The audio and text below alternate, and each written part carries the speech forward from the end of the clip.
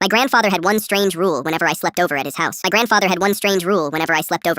matter what was happening, no matter how late it was, if I heard him knock 3 times on my bedroom door, I had to get up, grab my shoes, and meet him in the garage within 60 seconds. No questions, no arguing, no bathroom trip first. 60 seconds, or he would come in and carry me out himself. And trust me, my grandfather was a 6'4" retired firefighter named Bo, who could absolutely still do it. To a 10-year-old kid, it was the weirdest rule on earth. My cousins thought it was hilarious. They'd come over for dinner and knock 3 times on random doors just to watch me flinch. By the time I was 12, I'd done the drill maybe 40 times. Sometimes he'd time me with a stopwatch. Sometimes he'd just be standing there with 2 mugs of hot chocolate when I got to the garage, laughing at my bedhead. I started to think the whole thing was just an excuse for him to spend weird late-night moments with his only grandson. One Friday night in November, I was sleeping over for the long weekend. My parents were out of town for their anniversary, and Grandpa Bo had made his famous chili for dinner. We watched an old Western together on his ancient box TV, and I fell asleep on the couch around 10. He carried me to the guest room like he'd done 100 times before. I remember half waking up as he pulled the blanket over me and hearing him whisper, "Sleep tight, Finn." I don't know what time it was when I heard it. 3 knocks. Hard, loud, the kind that rattled the doorframe. I sat straight up in bed. My heart was already pounding before my brain caught up. I shoved my feet into my sneakers without tying them, grabbed the hoodie off the chair, and ran. The hallway was pitch black. The whole house was dark in a way it had never been before. No porch light, no kitchen light, not even the little orange glow from the microwave clock. I stumbled down the hall, banged my shoulder on the doorframe, and pushed open the garage door. Grandpa Bo was already there, fully dressed, boots on, truck running. He didn't smile this time. He didn't have hot chocolate. He just said, "Get in the truck, Finn, right now." His voice was the same voice he used when I almost touched a hot stove when I was 6. Low, flat, final. I climbed into the passenger seat. He didn't even let me close my own door. He reached across me and slammed it shut, threw the truck in reverse, and pulled out of the garage so fast the tires squealed on the concrete. I looked back at the house as we drove away, still completely dark, every window black. "Grandpa, what's going on?" I asked. My voice sounded so small. He didn't answer for a long time. He just kept driving. We went about half a mile down the road, pulled into the empty parking lot of the little Baptist church on the corner, and he finally stopped the truck. He took out his old flip phone and dialed a number I couldn't see. Then he said 4 words I will never forget for the rest of my life. "Yeah, he's in the house." I didn't understand. I asked him who he was talking about. He just shook his head and put a finger to his lips. 2 minutes later, 4 police cars came flying down the road from the opposite direction. No sirens, just lights, and turned onto my grandfather's street. We sat in the church parking lot and watched the blue and red lights flash through the trees. It turned out my grandfather had woken up at 2 a.m. to use the bathroom and noticed that the motion light over the back deck was on. He looked out the kitchen window and saw a man crouched by the basement window, working on the lock with some kind of tool. The man didn't know anyone was awake. My grandfather didn't turn on a single light. He didn't make a single sound. He walked to the breaker box in the hallway,